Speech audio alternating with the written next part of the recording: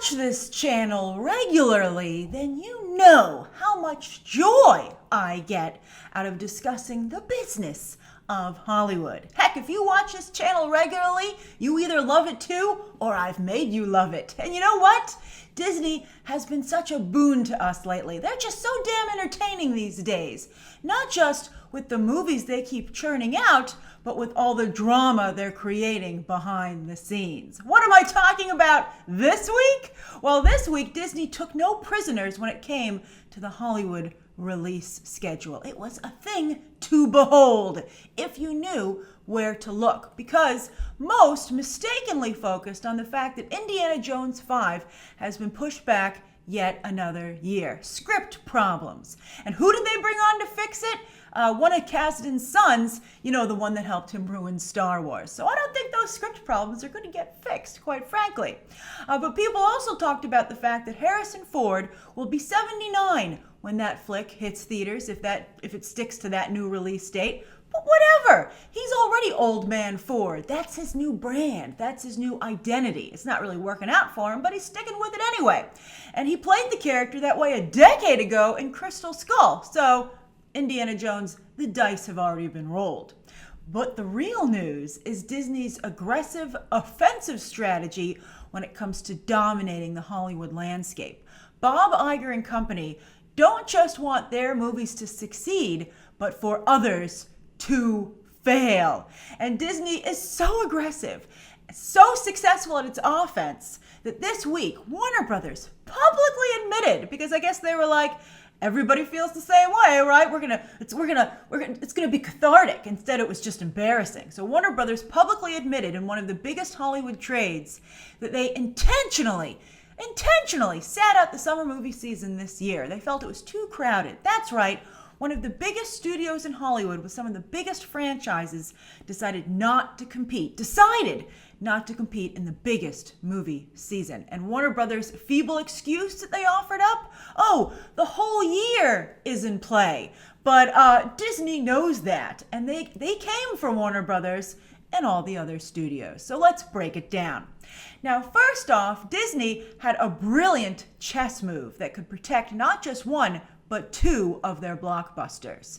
Because many of us have wondered how Dwayne Johnson can star in Disney's Jungle Cruise when he already stars in Sony's strikingly similar Jumanji. Well, now Jungle Cruise has a release date, and it's October 11th, 2019, just 2 months before that Jumanji sequel is set to open.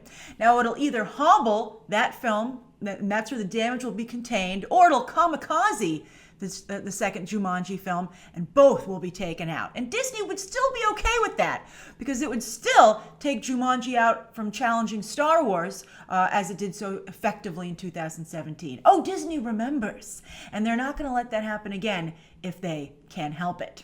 But by far and away, the biggest and most aggressive move by Disney is their smallest one, and that's moving Mary Poppins up just a few days later this year.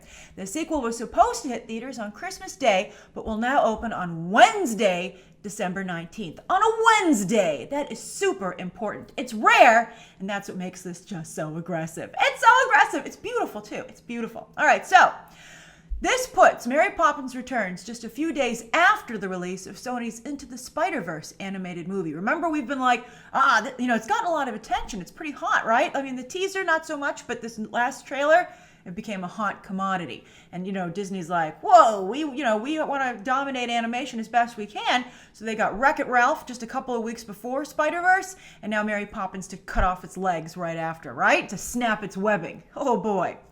And then this puts Mary Poppins Returns just a few days before not just Paramount's Bumblebee, not just Fox's Alita Battle Angel, and not just Sony's Holmes and Watson, but its true target, Warner Brothers' Aquaman. You can run, Warner Brothers, but you can't hide.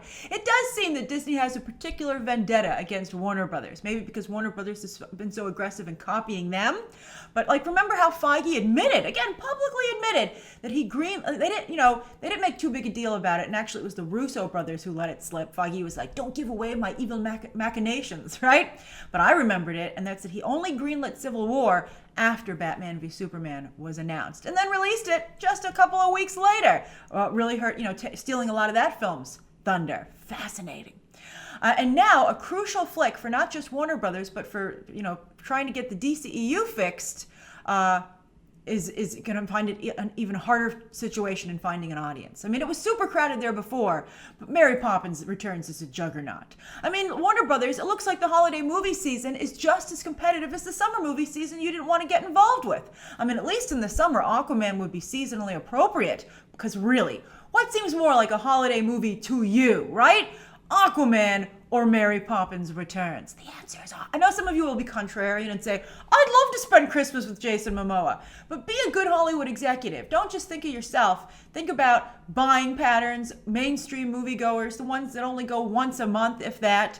That's who you need to be thinking about. They're only going to pick one movie, and now Disney has made it even harder for them not to pick Mary Poppins Returns, because that was going to come in really late in the game, right? Maybe people will be like, oh, I can't wait any longer. I'll see one of these big movies that opened up just on the 21st. But no, now Mary Poppins is there for that to intercept. And as much as I'm looking forward to the Meg, by the way, Warner Brothers should have given that release date to Aquaman. They're both Warner Brothers pictures. Because I would much rather go up against Winnie the Pooh than Mary Poppins. That bitch means business. Just ask Mr. Banks. So what do you think of Disney's bold strategy, and that some studios aren't even bothering to fight back? And while those that are coming under heavy fire, like Jumanji. Sony just turned things around. But again, Disney remembers. You take out Star Wars, or at least significantly eat into its box office. Then they're not gonna let that happen twice if they can help it. So write your thoughts down below. Again, such a great juicy story. And of course, as always, you can check out some more videos right now.